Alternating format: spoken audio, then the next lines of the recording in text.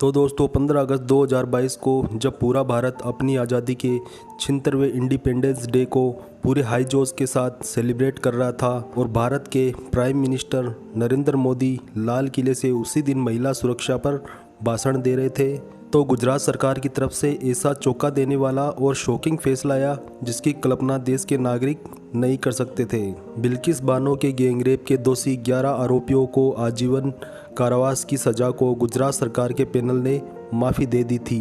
तो दोस्तों हमारे देश के संविधान में 2 आर्टिकल 72 और 171 में देश के राष्ट्रपति और राज्यपाल को कोर्ट के द्वारा दिए गए फैसलों में माफ़ी देने, निलंबित करने का अधिकार प्राप्त है। बिल्किस बानो वाले केस में प्रिजन यानी कि जेल राज्य सरकार के अंदर आती है। इसमें राज्य सरकार को section 432 code of criminal procedure के तहत ये पावर है कि आरोपियों को माफ़ करके छोड़ सकती है।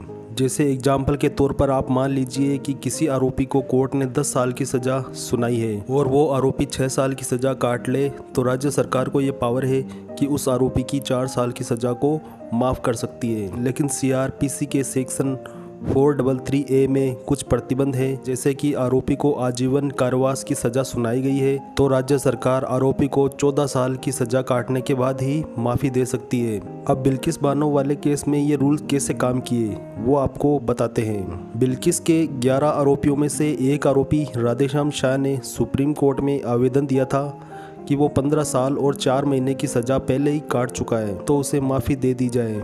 तो सुप्रीम कोर्ट की बेंच ने 13 मई 2022 को राज्य सरकार को उस आरोपी के माफ़ी आवेदन पर विचार करने को कहा। 1992 की the state of remission policy के तहत आवेदन पर विचार करने को कोर्ट ने कहा। ये 1992 की the state of remission policy को गुजरात सरकार के द्वारा 1992 में बनाया गया था।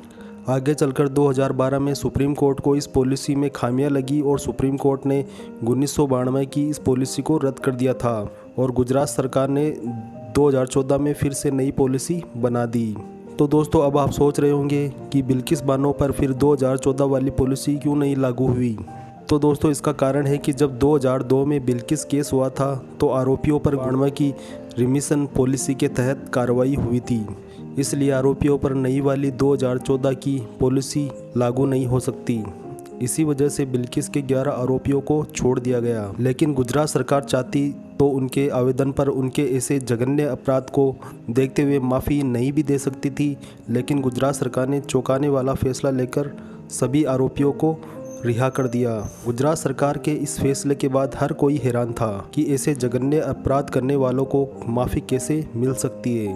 देश में जितने भी रेप से पीड़ित महिलाएं हैं वो ये फैसला सुनने के बाद सुन्न हो गई कि आखिर ऐसे तो रेप करने वालों का और मनोबल बढ़ेगा, क्योंकि वो तो 14 साल सज़ा काटकर आज़ाद हो जाएंगे, लेकिन जो रेप पीड़िता ज़िंदगी भर इस दर्द के साथ जीती है ये उसके साथ अन्याय नहीं तो और क्या है। दिल्ली में निर्भया गैंगरेप के आरोपियों को फांसी दी गई थी, जिससे रेप करने वालों में डर बैठ गया था। लेकिन जब बिल्किस बानो केस में रेपिस्टों को छोड़ दिया गया तो ऐसे तो रेप करने वाले फिर कैसे डरेंगे। आखिर बिल्किस को निर्भया की तरह इंसाफ क्यों नहीं मिल पाया? किस चीज़ का फ़र्क दिखा दोनों में? आखिर सिर्फ नाम और धर्म का फ़र्क है दोनों में।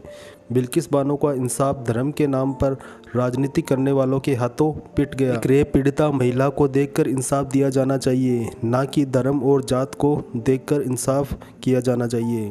अगर ऐसे ही अपराधियों के हौसले बुलंद करने वाले फैसले लिए गए तो हर एक बिल्किस और हर एक निर्भया इस देश में पैदा होने से डरेगी। तो दोस्तों इस वीडियो में इतना ही। अगर बिल्किस बानो वाले केस में भविष्य में और कोई कार्रवाई होती है तो हम आपके लिए इसका कोई नेक्स्ट पार्ट वीडियो भी लाएंगे और इस वीडियो के नीचे डिस्क्रिप्शन में इसका लिंक दे देंगे ताकि आप उस वीडियो को देख सकें। तो आपसे फिर मिलेंगे अपने नेक्स्ट वीडियो में एक और सच्चाई के साथ। तब तक आप अपना ख्याल रखिएगा। Good luck, bye.